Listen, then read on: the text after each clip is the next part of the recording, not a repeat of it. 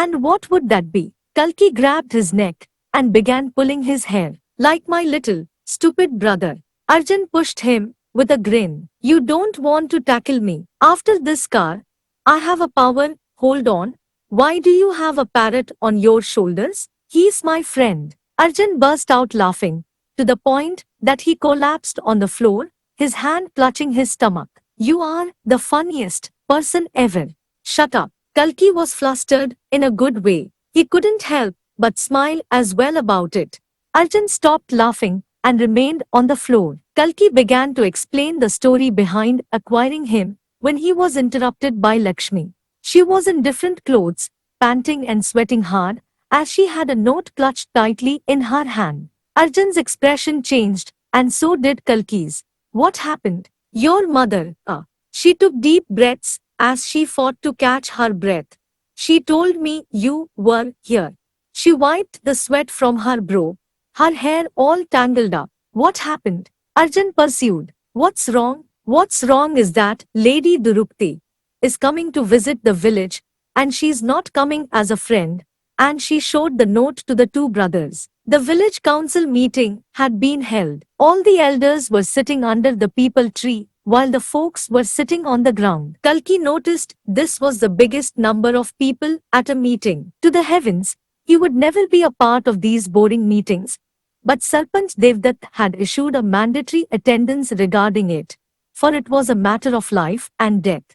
It was a surprise for Kalki when he had reached Devdutt's hut and found he was rushing for the meeting. I need you for a moment. We have something important to tell you. Kalki had begun, flanked by his two companions, Lakshmi and Arjun, who stood behind him, equally dumbfounded. All of it can wait, boy. We have pressing issues to address right now. Devdutt had shrugged. Kalki now stood among the many in the crowd, while Arjun stood next to him. Sumati was on Kalki's side, clutching onto her sari. Kalki scanned the other folks of the village in the crowd. There was Roshan Mitra and his parents. There was Leela Sarvesh and her twin brothers, Agastya and Andaka. There was Sagar and his sister Maya. Many of his age, many who Kalki had grown up with, stood like solid figures waiting for the momentous news to be revealed. I wonder what it could be. Arjun spoke quietly. Not more important than an army of Tiavanbiles ransacking our loving village. Kalki shot Lakshmi a glance. I thought you hated Shambhala. What was it you had said? God-forsaken village? He smiled. Lakshmi frowned, her face contorting in disgust. Well, clearly I didn't mean it. I love Shambhala, even though it gets on my nerves sometimes. If you both can stop quarreling, the meeting is about to. Shush, Arjun. Sumati stoned furiously. Arjun just looked at her in surprise. He wasn't even talking. Kalki chuckled during the serious situation, and Lakshmi couldn't help her smile at the moment. What in the heavens are you laughing about? Where is your parrot? Arjun's nostrils flared in indignation. Devdutt, standing up on the pedestal, began his speech, while he held a scroll wrapped with a royal insignia. Hello there, everyone. Namaste. Before I begin with what is written in this scroll, I would like to tell you that the last few days have been difficult for us and for this village as we lost an important member of our society, Vishnu Hari. It was with great admiration that we all joined hands to protect our own. And even though we were able to give them punishment for what they deserved, we were unable to save Vishnu. It was a great loss for us, and we mourn with his family in this moment of grief. Everyone bowed with a sign of respect at Kalki and his mother. Kalki hadn't expected this, and it hurt to realize how many lives his father had touched. But it also startled him how Devdutt took all the appreciation of the rescue mission for Vishnu, when it was Kalki who had instigated them into action. We all had joined to save a brother, and today, I have called everyone to do the same. This scroll came from Indragarh, the office of Lord Kali, the commander of Indragarh, who has sent a notice to welcome them in our village, but at a grave cost. They want to excavate our temple, the resting place of Lord Indra, Indravan. Excavate? Everyone gasped at the word. Kalki knew that meant basically destroying the entire place to get the Soma stones for themselves. But how did the outsiders know about the significance behind it? Kalki looked over, searching for Kripa and found him, leaning with a mug of Sura in his hand, as he had a dire face as well. If we do not support it, we will be termed as rebellious and will be attacked. He read the letter out. It gave people shivers down their spines, the mere thought of Tiavan Bialis ransacking their village. Any support and love will be rewarded greatly. Someone from the crowd said, I don't understand. It is our temple. What are they coming to excavate? Perhaps the Soma stones. Are they even real? Someone else cried. Has anyone seen them? Yes, many have, Devdatta said. But no one dared to touch them, for they were sacred. They were supposed to be admired from far and worshipped, as they were the last remnants of Lord Indra. He paused. The laws written by our ancestors were clear. Those who touched the caves would be met by severe punishment.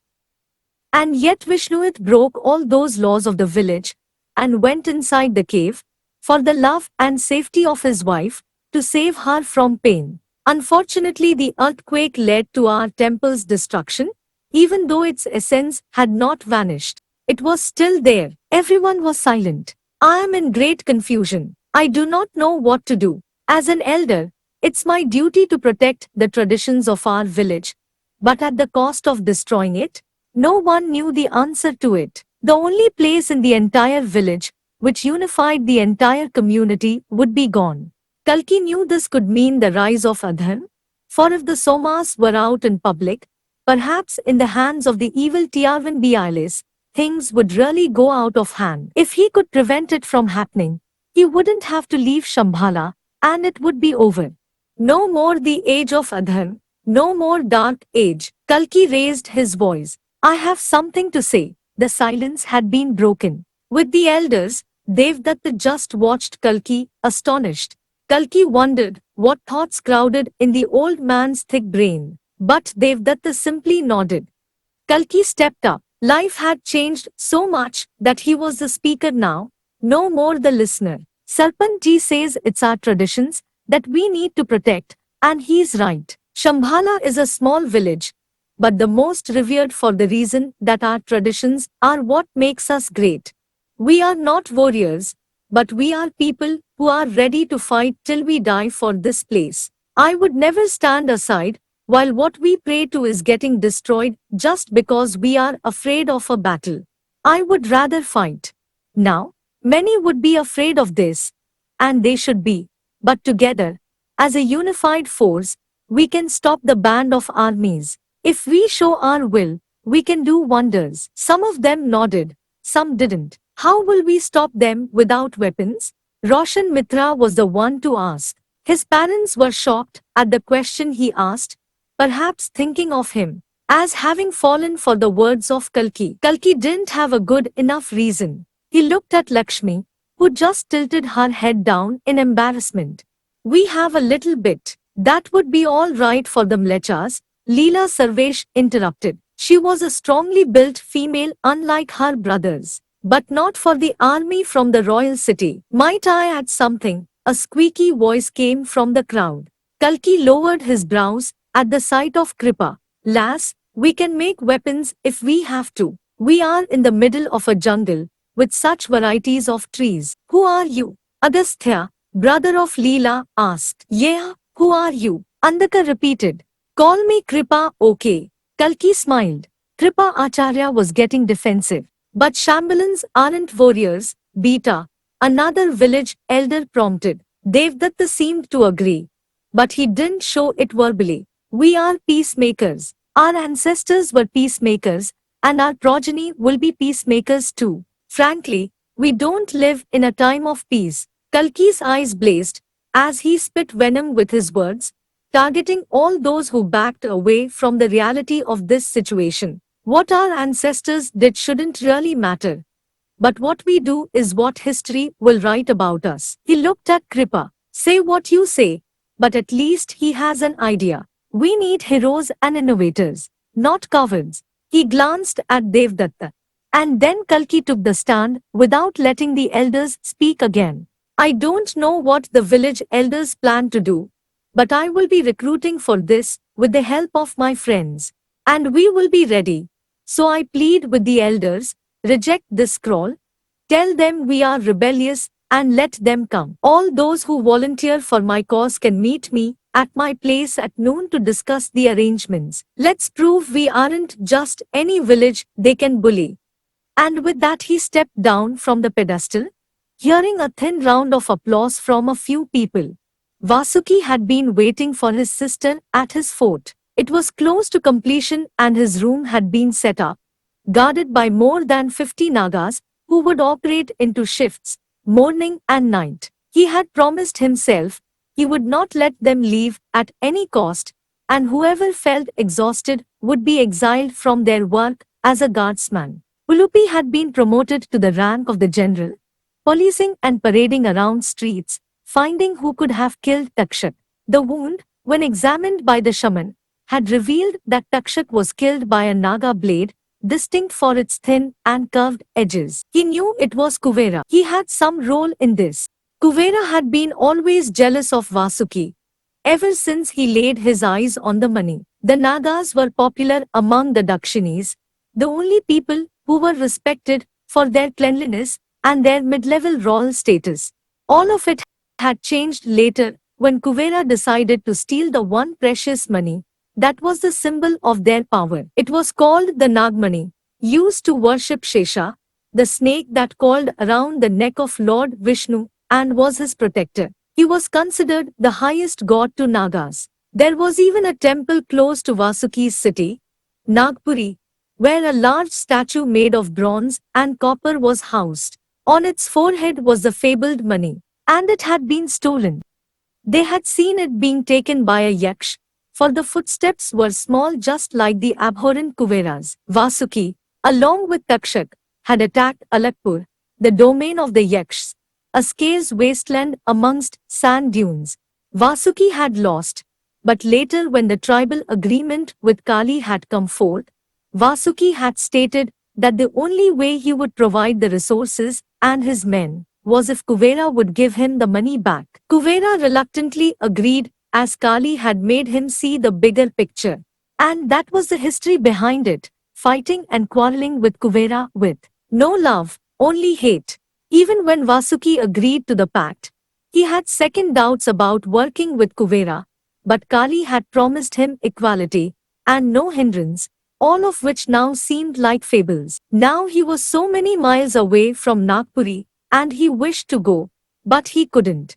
He would be labeled a coward by his people. He was still a coward, in his own opinion, but in a hostile environment. He had sent a good huge number of Nagas for Mansa to reach the city and close to the fortress without any hassle. He even made sure that it wouldn't look like a Naga was coming. The fort gates, made of iron, burst open as the ropes and the branch that bound it were let off. Entering with the cavalry and infantry, in a wagon that was drawn by 3 horses, he could see his sister from the top of the fort. He briskly walked, guards following him as he passed the laborers, who were Nagas from birth. He couldn't risk the menial workers to be Udayas in any way, for he had seen his father's assassination.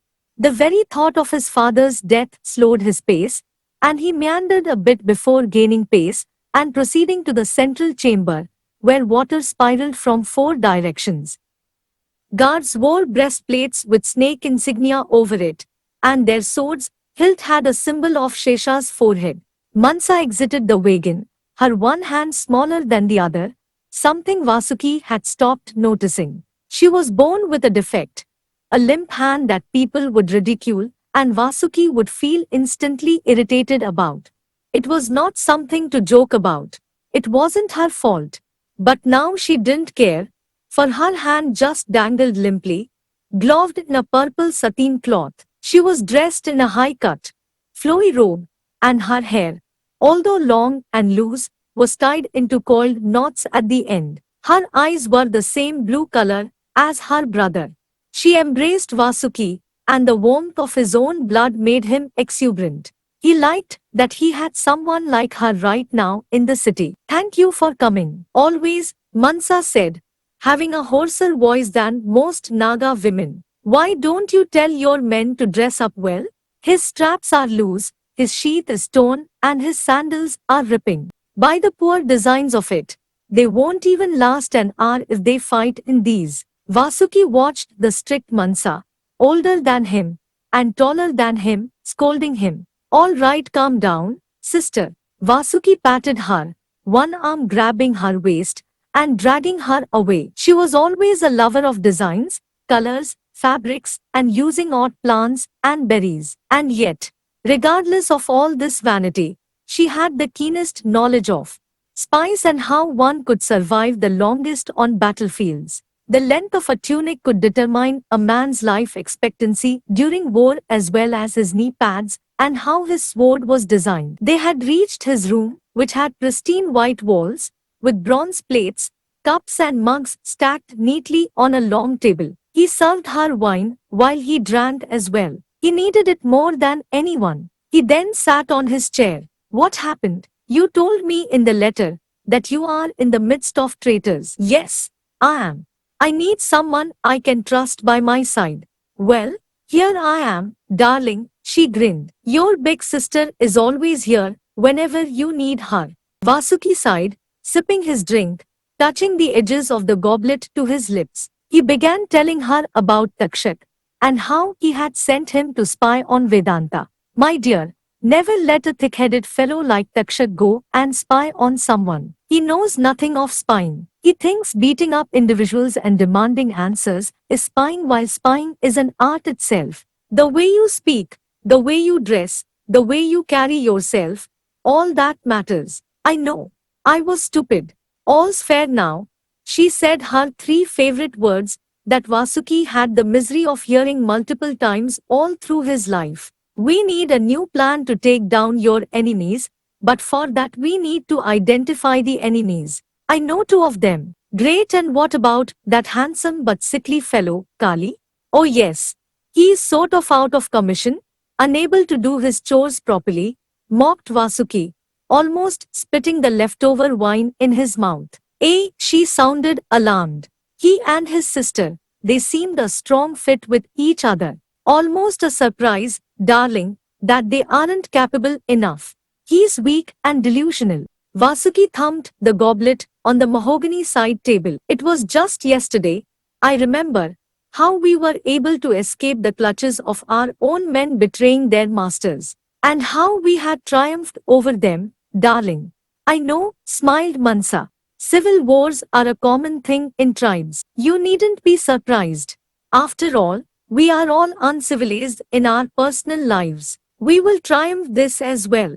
Vasuki stood, his draped robes slowly brushing the ground as he walked forward. He was a neat fellow for a king. While others had battle scars, he looked flawless because he never fought in the front line, except the time they were attacked outside Indragarh, and Kali had surprisingly stopped them. He was a genius back then, but a poor man's pig now. Do you have any spies as of now? Patience, darling. She came forward, touching his robe and slowly turning it on the other side so the golden, laced fabric could be seen properly. A king must wear his clothes carefully. Vasuki nodded, pursing his lips. I know. I apologize. You have taught me enough to not make this mistake continuously.